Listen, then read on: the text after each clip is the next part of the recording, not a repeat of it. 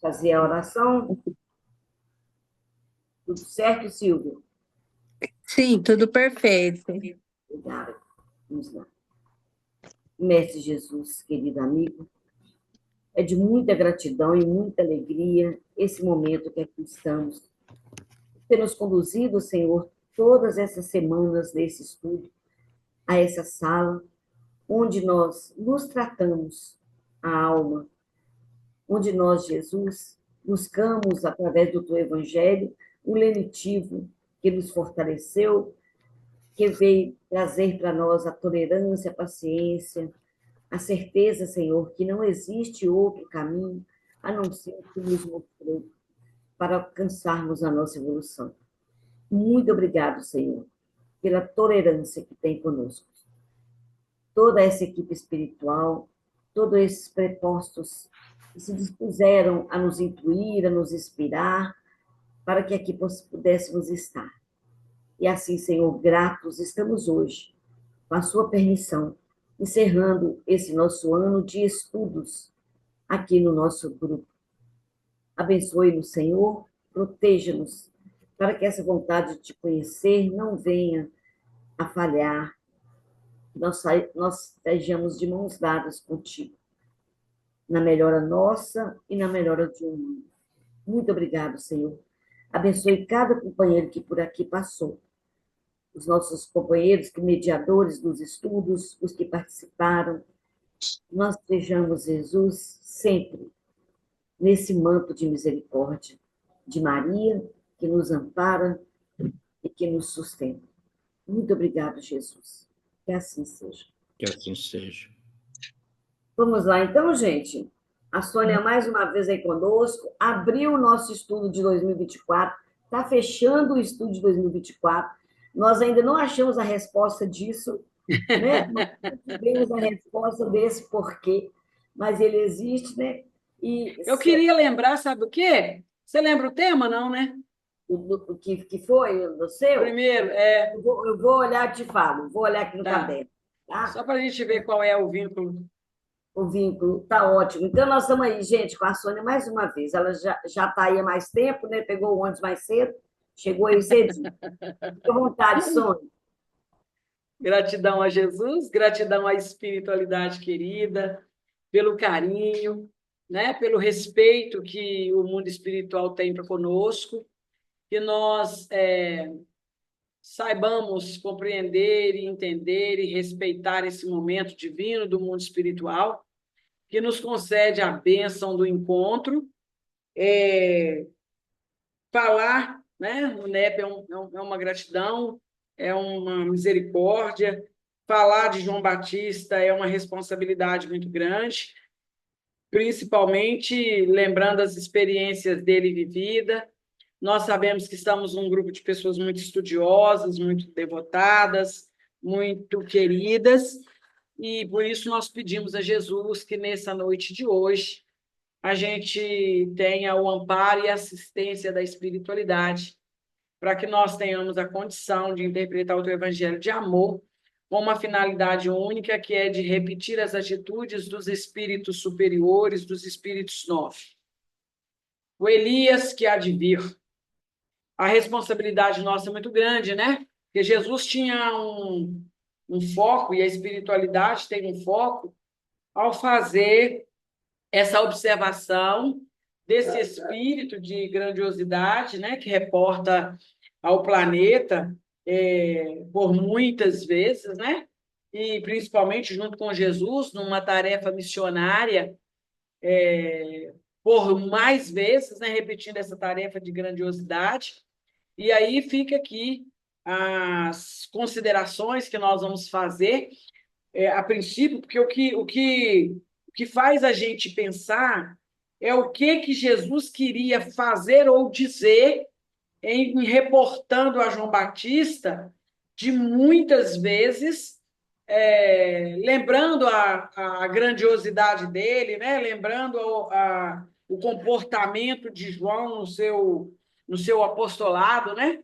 Porque Sônia, ele é... Oi. só um minutinho. O tema que você falou para nós foi sobre a candeia. que foi maravilhoso. Você deu um outro olhar sobre a candeia. Olha que bacana, legal demais, né? Então, hoje Tá. nós vamos completar essa luz de João, né? Que não foi escondida, né? João não esconde, olha que bacana. E aí nós vamos considerar a mensagem de Jesus, recolhendo esse ensinamento de Jesus ao trazer João Batista como sendo um dos seus primeiros discípulos, e talvez eu nem devesse chamá-lo de discípulo, porque ele entra como um administrador, né? Ele é, junto com Jesus, um grande administrador. E o Velho Testamento vem mostrando a importância de Elias no planeta, né? No envolvimento, no conjunto de tarefas, ele vai mostrar essa importância. Quando você fala em Elias, inúmeros profetas vai trabalhar Elias, vai mostrar a responsabilidade administrativa de Elias, a responsabilidade espiritual de Elias e a similitude de Elias com Deus, né? Aquela coisa de sintonia com o Deus único, com o Deus verdadeiro, né?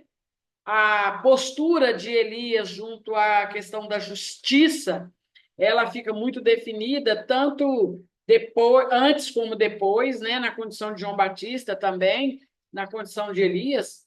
E o básico mesmo que a gente vê na vida de João Batista é a reencarnação, né? João Batista é a conexão, né, da reencarnação com a realidade.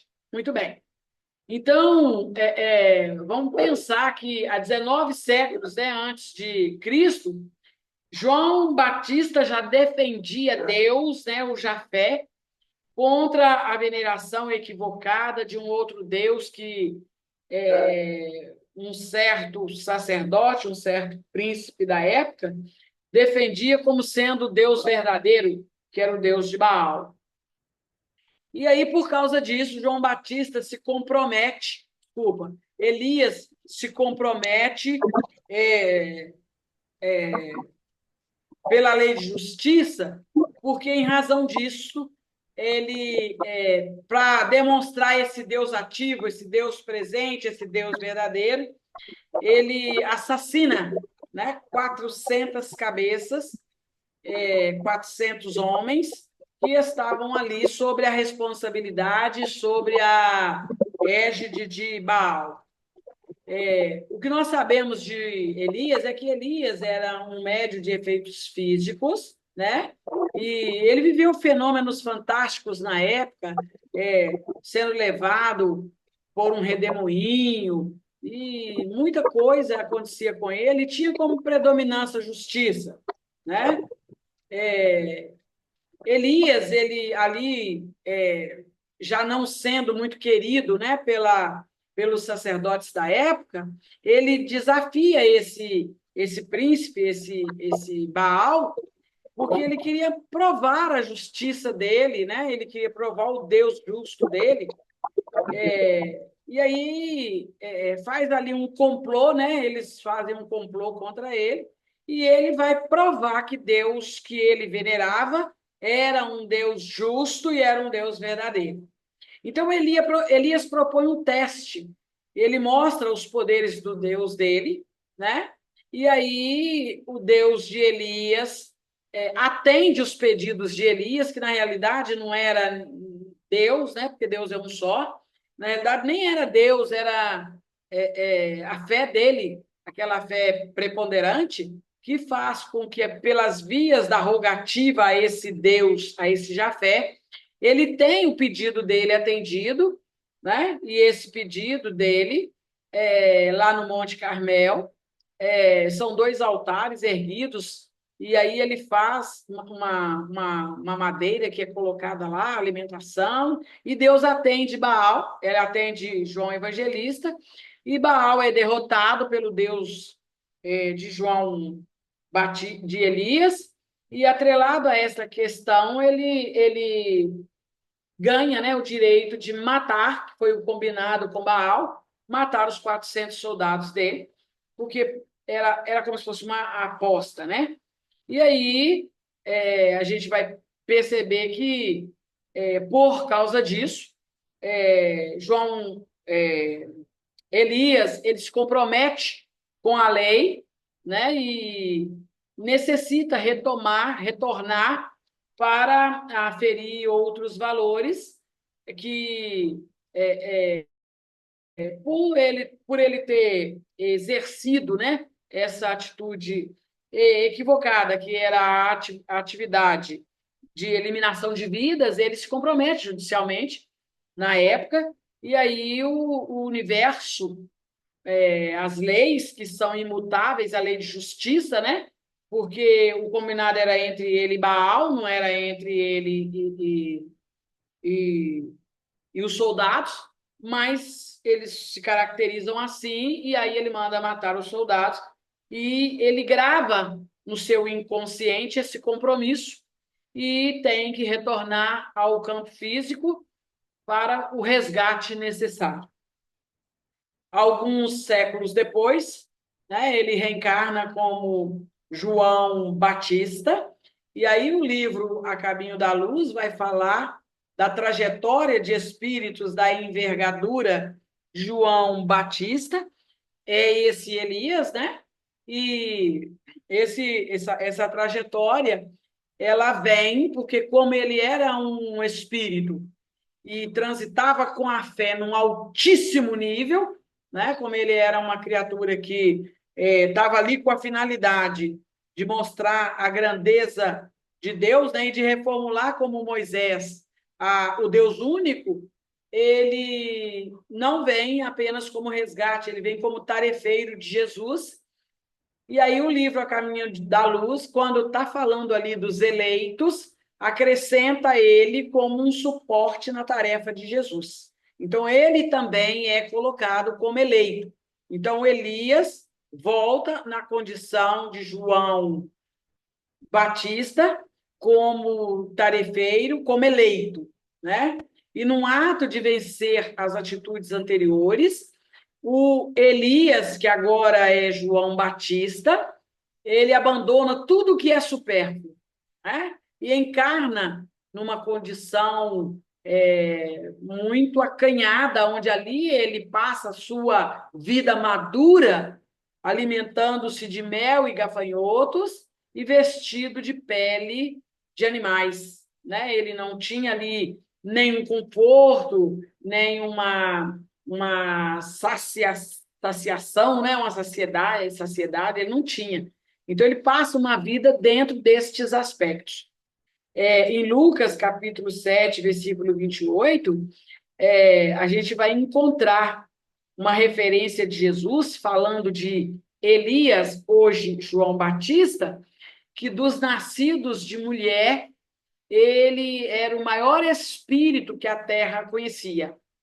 Então, dá para a gente pensar no homem Elias e no espírito João Batista, ou no espírito Elias e no homem João Batista, na condição de um dos maiores espíritos que a terra conheceu, tá? Encarnados, né?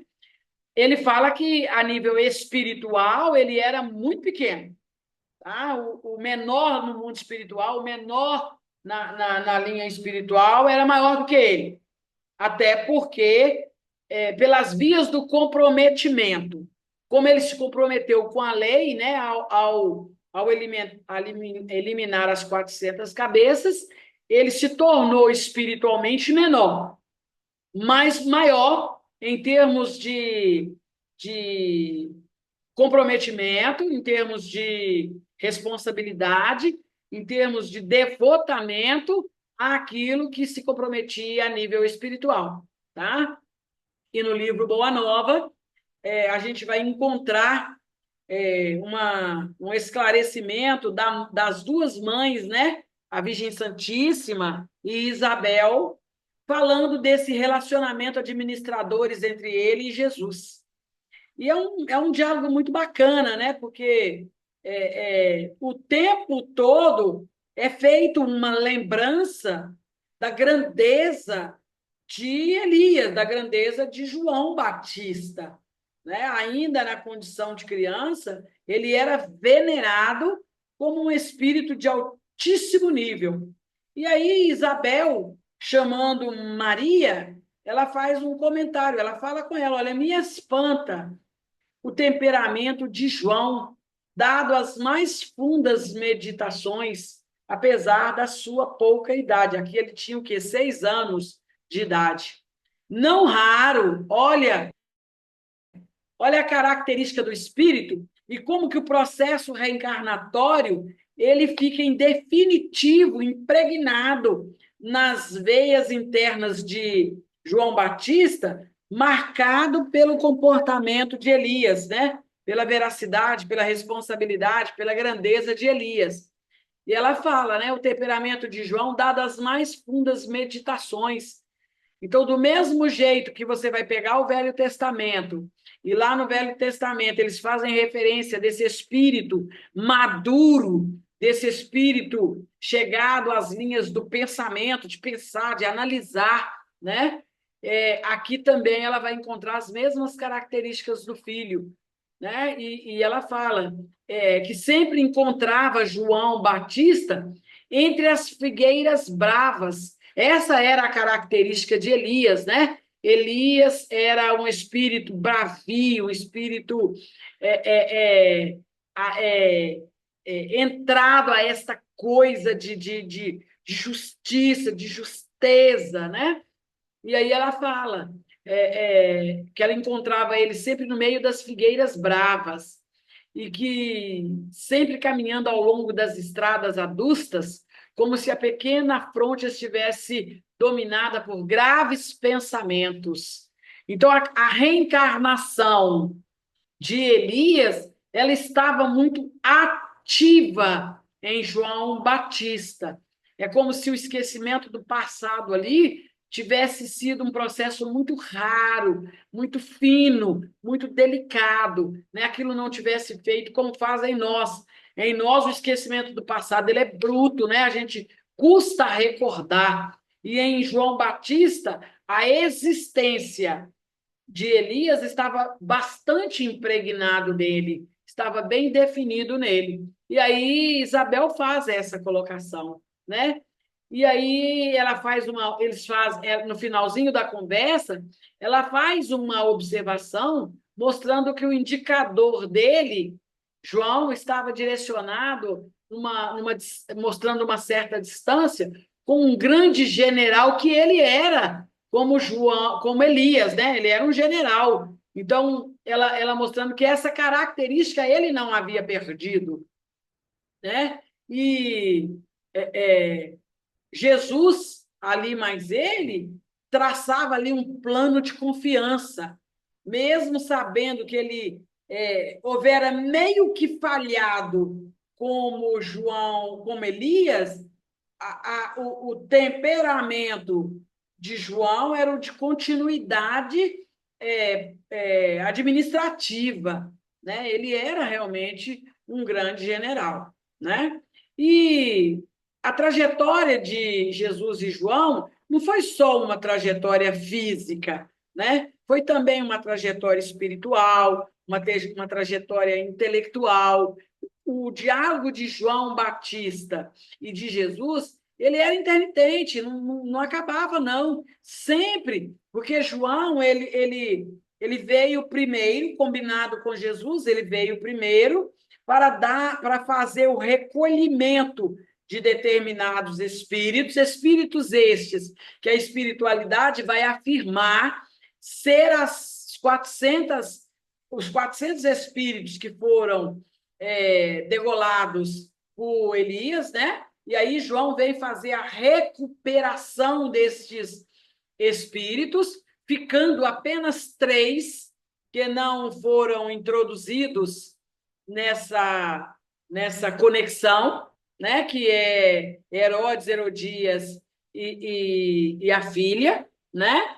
E foram os únicos que degolados não aceitaram, mas a gente pode afirmar que as 397 cabeças degoladas foram recolhidas por João Batista enquanto ele estava no deserto, porque ele pregava para ninguém, né? Entre aspas, ele pregava para ninguém. Ele era considerado, inclusive, loucos, porque ele passava no deserto gritando: arrependei-vos, arrependei-vos, porque o ódio que ficara ali era extremado, né? Por ter sido degolados, porque eles eram vítimas de Elias.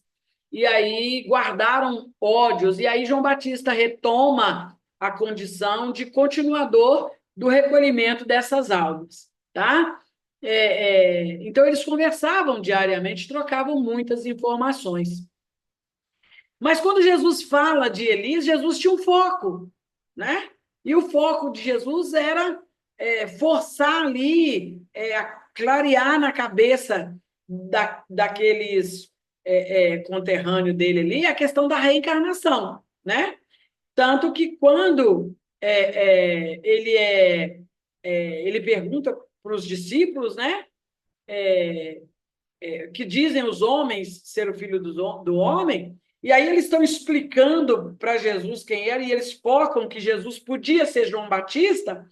Jesus vai colocar: não, eu, porém, vos digo que Elias já veio, né? Vocês não reconheceram, e ele estava falando de João Batista.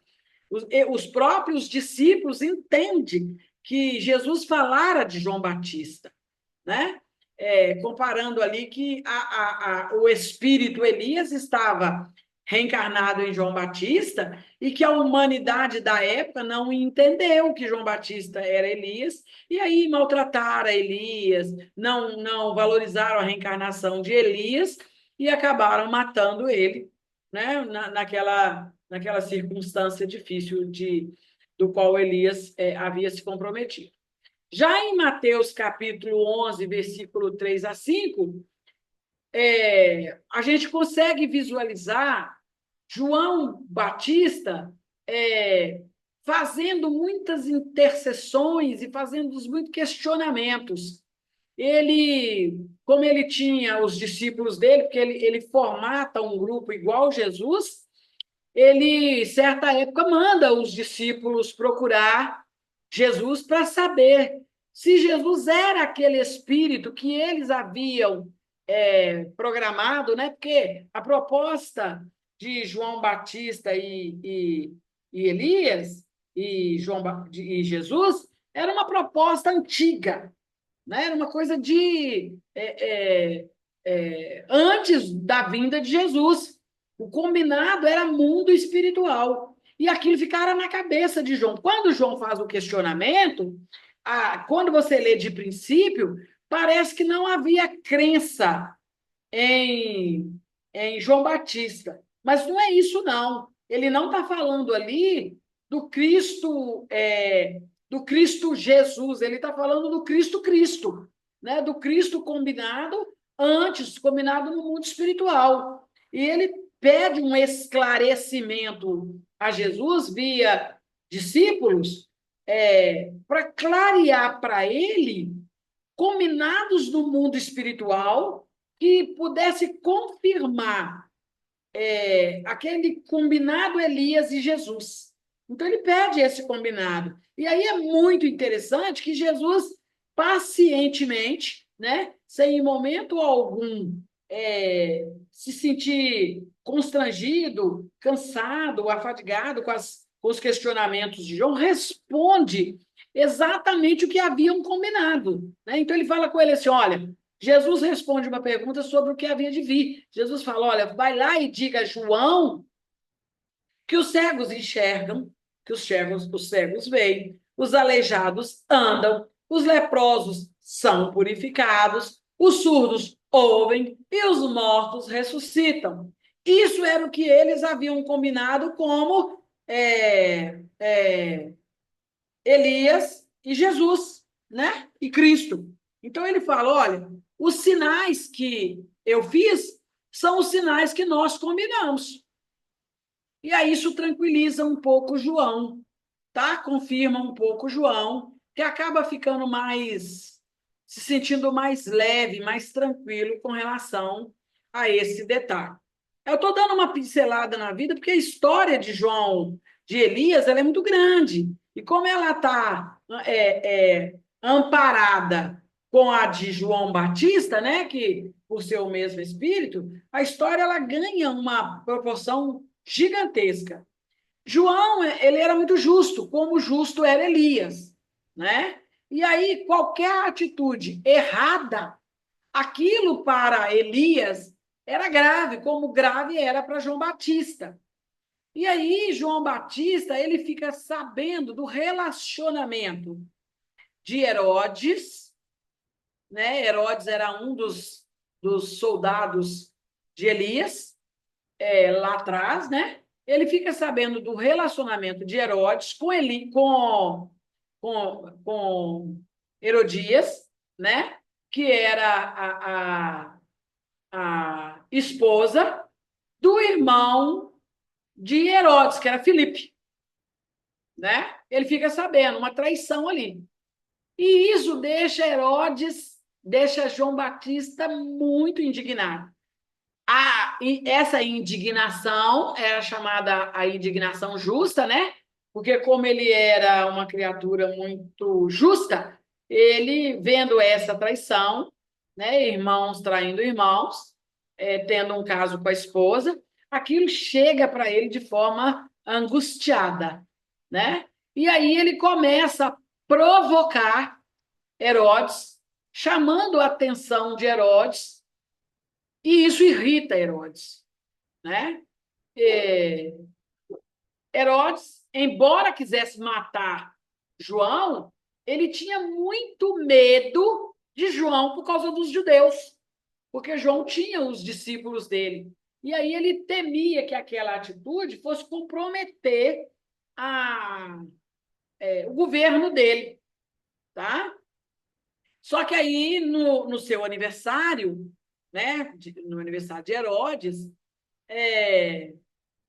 a filha de Herodias, do qual Herodes estava interessado, porque Herodes era prostituto, ele estava ali assediando a menina também, assediou a esposa do irmão, e estava ali assediando a enteada da, da a enteada dele, né, no caso ali, porque ele estava tendo um caso com a irmã, ele faz ele estava fazendo aniversário e ele pede um presente, né? E o presente era que a menina dançasse, tá?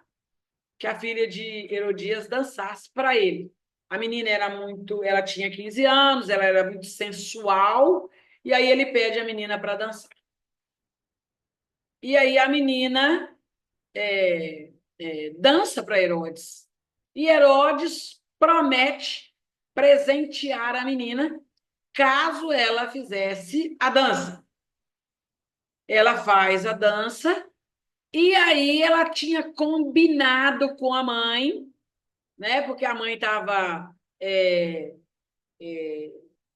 invocada lá com João Batista, porque João Batista estava humilhando ela, né? Chamando ela de prostituta, de vulgar, né?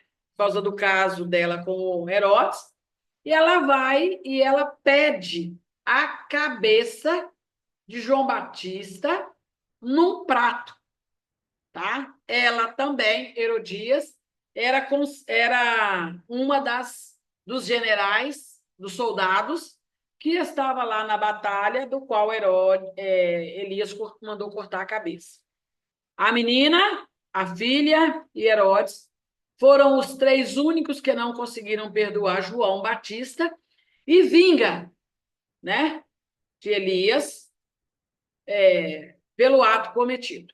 E João Batista, ele fica muito triste, né, porque ele tinha prometido não tomar essa atitude, mas como ele tinha prometido a menina também, ele mandou cortar a cabeça de João Batista e servir no prato como foi pedido, né? E acontece a morte de João depois de ter sido realizada a tarefa. João tem a lei de causa e efeito realizada, né? Paga o débito com os 400, aí sim, né? Ele tem o débito dos 400, paga, Elias quita o débito com os 400, porque os 3 últimos era o efeito negativo que estava na vida de João. João tem o mesmo processo, né? Porque do mesmo jeito que ele mandou ceifar 400 cabeças, ele tem a dele também ceifada. A morte tem o gênero identificado, tá? E aí ele tem a cabeça cortada.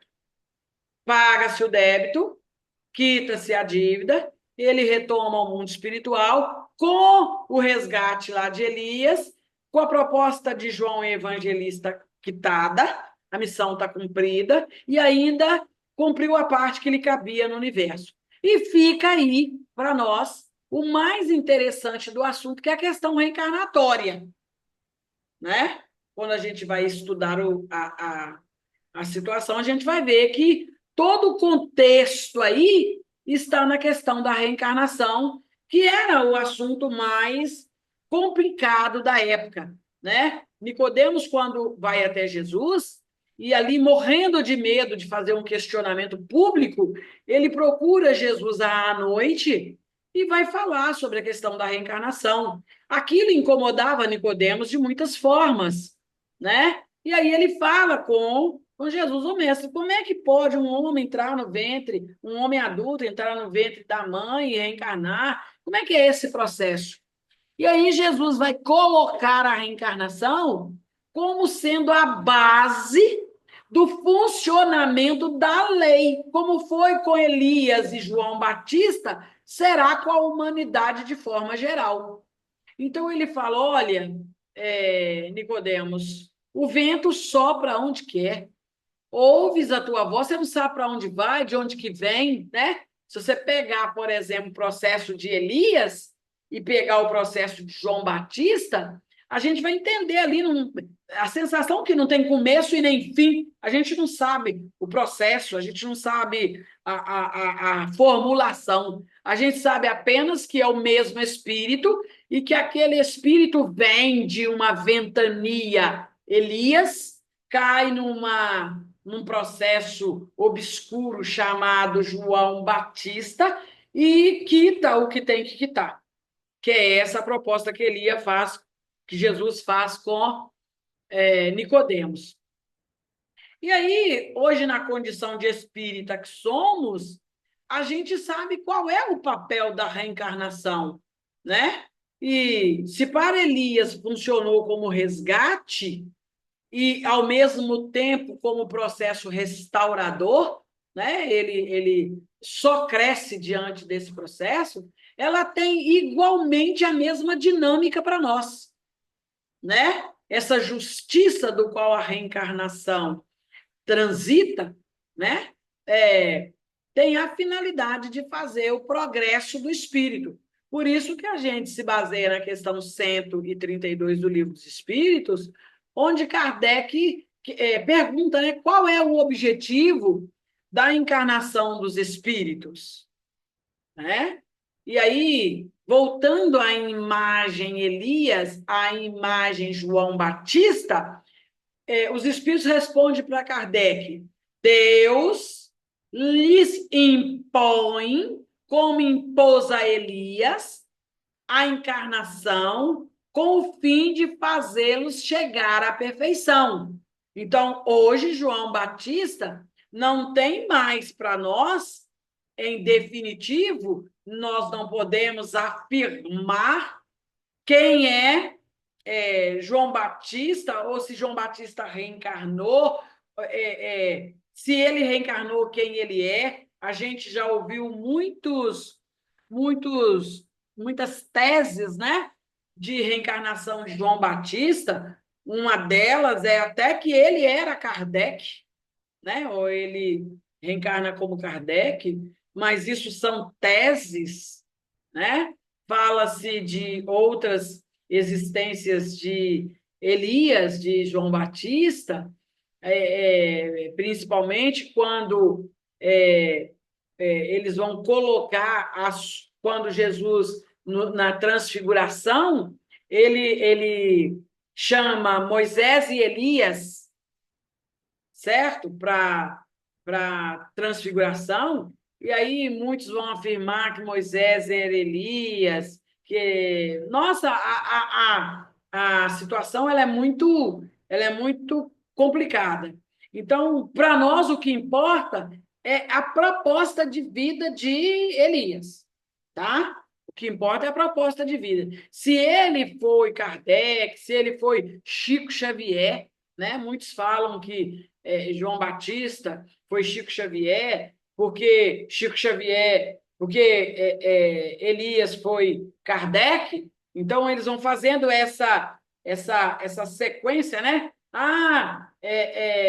Elias foi Kardec, Kardec foi Chico Xavier, e aí vão fazendo essas estruturações reencarnatórias, mas são teses, tá? São teses. Nada confirmado, nada definido, tudo são especulações, tá?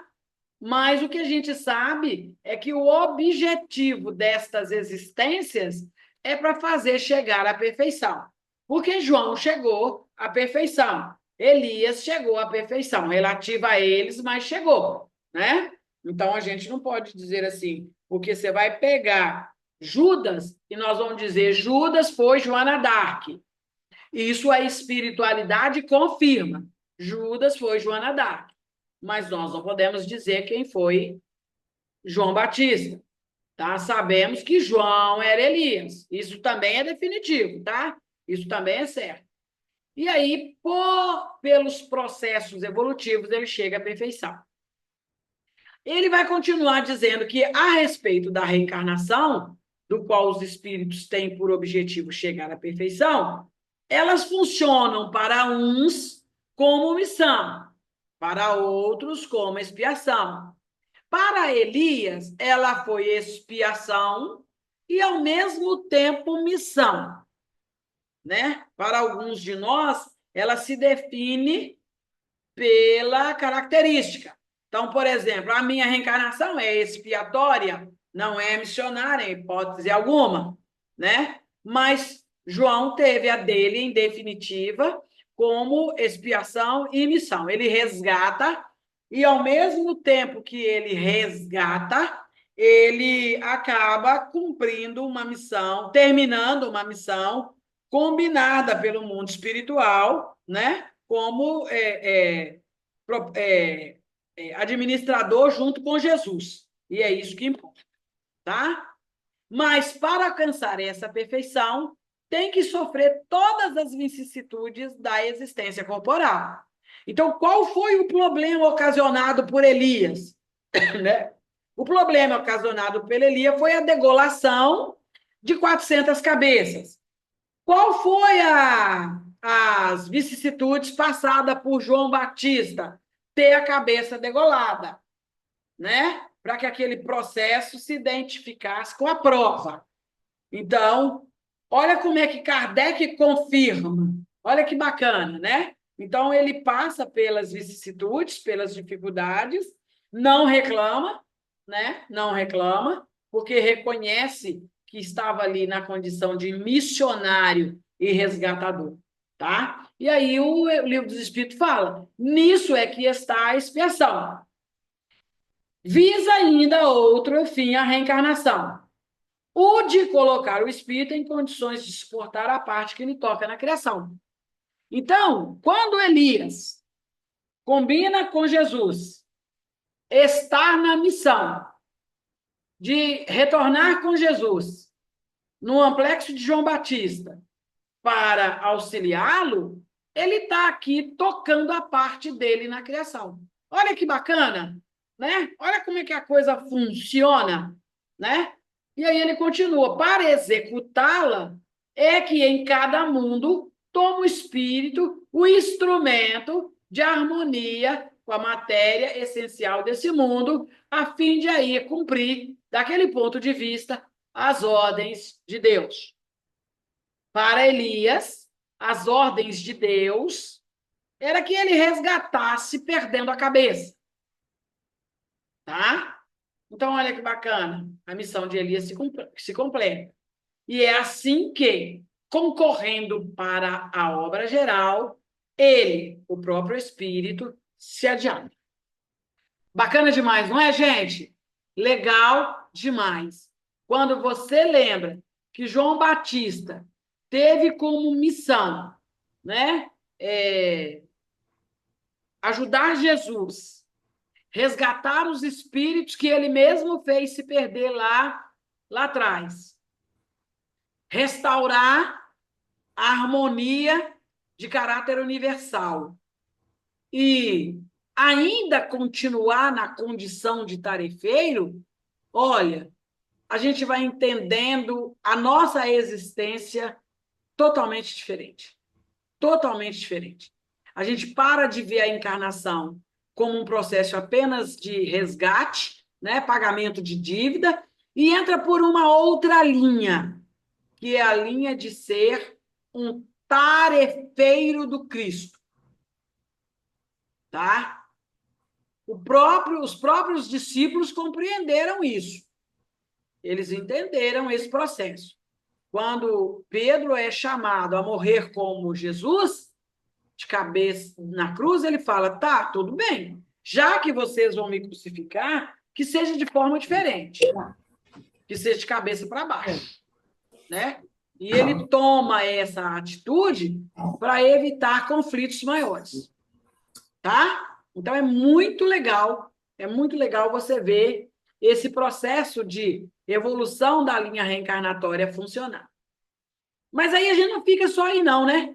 Porque se você vai entrar para a linha da reencarnação, a gente precisa saber se essa é uma necessidade de todo mundo, né? Se esse processo depurador, se ele foi apenas para João, para Elias, ou se é uma coisa que está ligada a qualquer um de nós. E aí Kardec, ele continua fazendo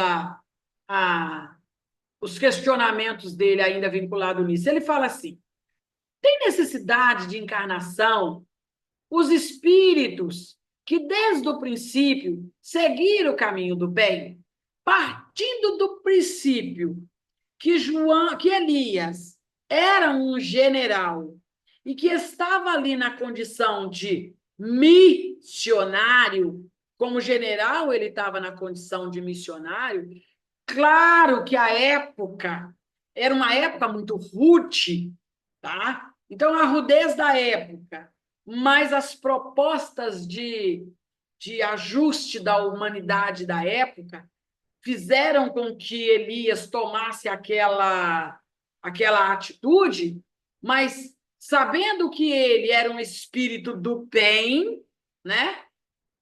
Tem necessidade de reencarnar? Como é que funciona isso? E aí a própria reencarnação de João Batista vai definir isso. Que ele fala assim, todos os espíritos são criados simples e ignorantes. Olha que bacana. Então, durante a reencarnação, eu vou fazendo o meu processo evolutivo. Eu vou criando, eu vou crescendo, eu vou cocriando, né? Cocriando, eu vou crescendo, eu vou evoluindo. Então, o que Elias fez? Ele foi evoluindo. Ele foi evoluindo. É isso que ele fez, tá? Porque como nós, Elias foi criado simples e ignorante.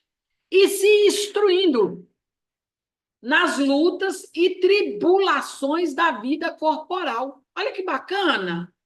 Olha que legal.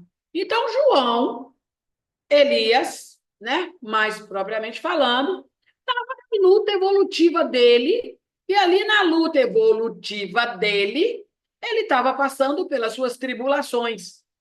Como ele foi criado simples e ignorante, ele teve que reparar o próprio processo das lutas. Ele teve que crescer. E aí, como João Batista, ele faz esse crescimento. Como Deus é justo, não podia fazer feliz a uns sem fadigas e trabalhos, consequentemente, sem méritos. Então, você vai pegar a reencarnação de João e vai encontrar ali né? Fadiga, luta, méritos. Qual foi o mérito de João Batista? Ter participado com Jesus da vinda do Cristo, da segunda vinda do Cristo no planeta. Qual foi a tribulação?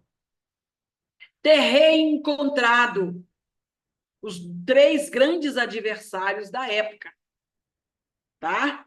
Qual foram as lutas de João Batista ou de Elias? Recuperar os soldados. E aí ter que ficar ali praticamente em estado de solidão, chamando e recuperando as almas desencarnadas que ficavam no deserto, que estavam no deserto. Esse deserto interior, né? Essa sensação de ter perdido a confiança que vai gerar esse deserto interior, tá? Kardec não se dá por satisfeito e continua questionando. Mas então, gente, tem hora que eu fico impressionada com a capacidade de Kardec, com a grandeza de Kardec, com a lucidez de Kardec, né? Olha que bacana. Tá, tudo bem. Se os espíritos são criados todos sempre ignorantes, se eles têm que passar pelas tribulações, pelas lutas, né? Se eles têm que se instruírem como qualquer espírito no mundo, para que serve terem conseguido o caminho do bem, se isso não os isenta dos sofrimentos da vida corporal? O que adiantou para João Batista, então, reencarnar, se ele teve que passar pelos mesmos processos que ele fez com que outros passassem? Olha que legal. Tá? Eu estou jogando porque o assunto é Elias. Eu quero é colocar o assunto dentro do contexto Kardec e Jesus, tá? E aí, olha que legal, o que os espíritos respondem para Kardec. Tá, deixa eu ler a pergunta de novo. Mas então, de que serve aos espíritos terem seguido o caminho do bem, que é o que aconteceu com Elias, se isso não os isenta dos sofrimentos da vida corporal? Se toda a luta de João Batista não tirou ele da prova, chegam mais depressa ao fim. Tá? Acabou, teve a cabeça cortada. Ô, gente, Jesus nem se preocupou em ir lá visitar o primo. Jesus nem foi saber como é que estava, se tinha sepultado João. Quando a informação chegou para Jesus, imediatamente Jesus muda a trajetória dele. E aí ele inicia outro processo, que era um processo de cura. Nem toca no assunto, porque ele sabe que ali João Batista havia terminado a tarefa na condição de Elias. Não, Elias havia terminado a tarefa na condição de João Batista. Acabou. Vencida a tarefa. Olha que bacana. Tá? Então ele fala, chegam mais depressa ao fim. Demais, as aflições da vida são muitas vezes consequências das imperfeições dos espíritos. Né? Então, lá, apesar de ser um espírito do bem, Elias ainda trazia determinadas imperfeições, a imposição da fé, a obrigação de fazer a pessoa aceitar o pensamento dele. Isso são imperfeições. Fala que a gente não faz isso hoje, que a gente não quer impor às criaturas o nosso Deus, o nosso espiritismo. É por isso que Kardec pergunta aos espíritos se a doutrina espírita seria a religião do futuro.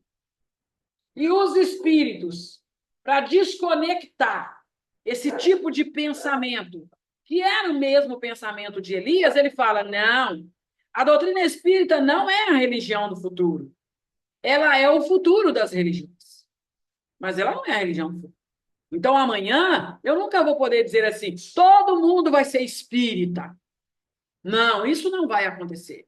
Mas todas as religiões obedecerá os princípios fundamentais que nós já conhecemos pelas linhas do espiritismo, que é a reencarnação, a imortalidade da alma, a lei de causa e efeito, o espírito em si, a sobrevivência da alma, a mediunidade, a imortalidade da alma, tá? A vida futura, tudo isso vai estar inserido nas religiões, como já está, né? Quem assistiu agora a última entrevista do Papa, dizendo, não condene os espíritas, aceitem a reencarnação como fato, né? O Papa deixou isso muito claro agora. Então, recolocando a reencarnação de novo dentro das linhas católicas, eu estava assistindo uma entrevista de um pastor falando sobre a questão das religiões e ele sugerindo que as criaturas respeitem todas as religiões, dizendo que Deus está em todas as religiões. Deus é princípio básico. Não adianta eu achar que meu Deus é melhor. Então, para evitar isso, eu vou formatando aí uma conexão com essa realidade, que foi o sofrimento de Elias naquela época. Criar esse tipo de embaraço que ele criou naquela época lá gerou uma certa imperfeição. Perceberam? E aí ele vai dizer, né? Aquele que não é invejoso, nem ciumento, nem avaro, nem ambicioso, não sofrerá torturas que se originam desses defeitos. Então, por exemplo, Elias, ele, como João Batista, ele vem, paga o resgate lá, né? Ele se resgata, ele ativa o funcionamento dele como espírito em evolução junto a Deus, junto a Jesus, mas não há em Elias sofrimento. Elias não sofre, Elias não tem tortura. Por quê? Porque, em verdade, Elias não trazia nenhum processo que fosse uma causa atual de uma aflição.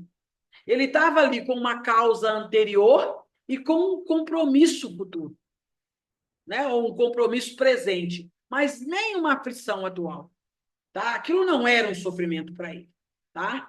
Nós vamos até 8h30, não é isso? Confirma aí para mim depois, por favor. Isso, E aí, isso. tá, é porque para já ir dando um cunho, né? E aí, na questão 150 do Livro dos Espíritos, Kardec pergunta assim, beleza. Então, deixa eu fazer um questionamento. A alma após a morte, ela conserva a individualidade dela? Tá? É por isso que Isabel, ela visualiza a personalidade de João Batista e a personalidade de João Batista é a mesma de Elias, porque ele conserva a individualidade, ele conserva as características, ele conserva os princípios dele, tá? E aí os espíritos respondem para Kardec assim, sim, jamais a perde. Que seria ele se não a conservasse? Então, todas as conquistas do espírito estão no espírito, gente. Por isso, João, ele não se tortura com a missão. João não tem medo. João é corajoso, porque era a mesma coragem de Elias. Em momento nenhum ele teme. Ele adverte Herodes, sabendo que aquilo poderia acontecer com ele. Ele estava advertindo uma autoridade da época. Ele era, apesar de ser considerado um profeta, que era maior do que um líder, ele sabia que o líder da época se achava maior que um profeta. E ainda assim ele questiona Herodes sobre o seu comportamento. Ele questiona a prostituta lá, né? Sobre a questão do comportamento moral. Ele não tem medo. Então, ele guarda isso na sua intimidade, que era a mesma coragem que ele tinha como Elias. Ele questionou Baal e ele fala com ele, não, seu Deus é covarde. Seu Deus não tem coragem. E Baal fica irritadíssimo e trama matá-lo, como Elias. E ele ali, ele fala, então vamos fazer um teste. Deixa eu mostrar para você quem é meu Deus. Deixa eu mostrar. E acreditando que o Deus, Baal acreditando que o Deus dele era invencível, topa o desafio e perde. Mas em momento nenhum a gente vê fraqueza em Elias, a gente vê fraqueza em João Batista, a gente vê as mesmas características dele em identificar aquele Cristo e fortalecer no contexto interno dele esse Cristo, tá? E aí os Espíritos continuam respondendo. Como comprova a sua individualidade? Kardec pergunta, então como que se comprova essa individualidade, uma vez que não tendo mais o corpo material?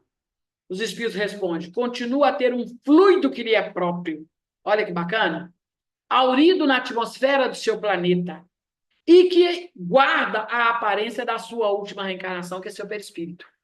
E aí que está definido Elias e João Batista.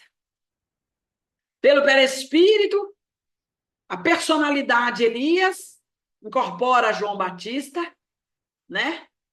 Investe João Batista e traz toda aquela situação para a vida atual, tá? Materialmente falando, segundo os espíritos, a alma nada leva desse corpo, mas espiritualmente a gente leva tudo que traz, tudo. E para finalizar, né, essa identificação, Elias, Jesus, João Batista e reencarnação, Kardec, né, ele pergunta, como pode a alma que não alcançou a perfeição durante a vida corpórea acabar de depurar-se? Por que Elias não definiu a missão dele lá? Sofrendo a prova de uma nova existência. Olha que bacana. E aí, Elias reencarna. É João Batista para dar o grande testemunho. Como se realiza essa nova existência? Será pela transformação como espírito? Olha, depurando-se, a alma, indubitavelmente, experimenta uma transformação. Mas, para isso, necessário lhes é a prova da vida corporal. Se ele não reencarnasse, ele não livraria do sofrimento 397 espíritos que estavam vagando e 3 espíritos reencarnados que estavam odiando, guardando na alma aquele sentimento de insistência em vingança, que era o espírito Herodes, Herodias e a menina. Tá? E, por fim, Kardec pergunta, a alma, então, passa por muitas existências corporais? Sim. Todos contamos com muitas existências. Todos. Todos. Os que dizem ao contrário pretendem manter-nos na ignorância em que eles próprios se encontram. Este é o desejo deles. Então, acreditando que a vida fica lá e que nós não continuamos para ferir os nossos valores, eu estou mantendo e nutrindo uma ignorância. Acreditar que a experiência de Elias veio na condição de João Batista e que João Batista hoje é um espírito de altíssima envergadura, a gente só tem a agradecer a reencarnação por nos facilitar esse intercâmbio. Tranquilo, meus amigos? Deu? Tentamos fazer uma vinculação acreditando que vamos guardar esse conteúdo e essa experiência para o resto da nossa vida. Que Jesus ampare a todos. A gente não tem como duvidar do ensinamento de que Jesus é a porta e Kardec é a chave. Certeza. Nós não podemos duvidar nunca disso, temos que nos apegar a isso muito para entender Jesus, né, Sônia? Na sua essência mesmo. Né? É a chave. Certeza. A gente não consegue desvincular essas coisas, não. Eu lembrei muito do Céu e Inferno, do livro Céu e Inferno, Código da Vida Futura, que vai falando, né, do porquê, do espiar, do provar e do reparar. Então, a necessidade da reencarnação está ali, clara para todos nós, né? Clara para todos nós. Muito bom, Sônia, essa vinculação do nosso estudo, né, da Bíblia, de Jesus com Kardec, ela tem que haver. né? Ela isso tem que mesmo. haver, nós não podemos deixar de falar nisso nunca, temos que trabalhar para que isso aconteça. Muito obrigada, viu? Perfeito. Agradeço, Jesus, desejando a vocês um Natal cheio de paz, que Jesus realmente nasça em nossos corações. Estar com vocês é uma alegria muito grande, uma felicidade interior, né? Eu adoro participar do NEP, adoro, tá? Eu acompanho muito aquele menino, eu adoro ele, é o... Ai, O Valadares? Arthur, né? E o Arthur é um representante interino do NEP, né? Então é uma alegria muito grande e estar com vocês no NEP é uma alegria muito grande. Obrigada a todos, Feliz Natal, Ano Novo cheio de luz e até ano que vem, tá? Em nome de Jesus. Faz a Muito prece para nós para agradecido pelo encerrar, você está excelente com muita estudo, pressa? professor. Não, de jeito nenhum, estou por conta de Só, vocês. Fazemos sim. gente, é isso aí então, né? Feliz Natal para todo mundo. Muito obrigado por manter aqui, né, o nosso estudo em pé, com a presença de vocês. Eu tenho muita alegria, muita gratidão a todos vocês. É muita mesmo. Né? Uma preocupação em a gente manter esse grupo nosso fraterno, aí assim, fraterno mesmo, brincalhão, amigo, né? E isso faz Mesmo. parte do nosso. Muito gostoso mesmo. Então a gente vai, dia fevereiro, na segunda semana de fevereiro, a gente volta, eu vou chamando vocês, mas posso chamar a qualquer momento para alguma coisa extraordinária aí, tá? Pode ficar atentos aí. Sônia, muito obrigada mais uma vez, fechando o nosso estudo, abrindo e fechando as aspas do nosso estudo. Ficou por A chave, né? Eu ia brincar com vocês a chave. Muito bom mesmo, muito bom. A doutrina é a chave mesmo. É a chave.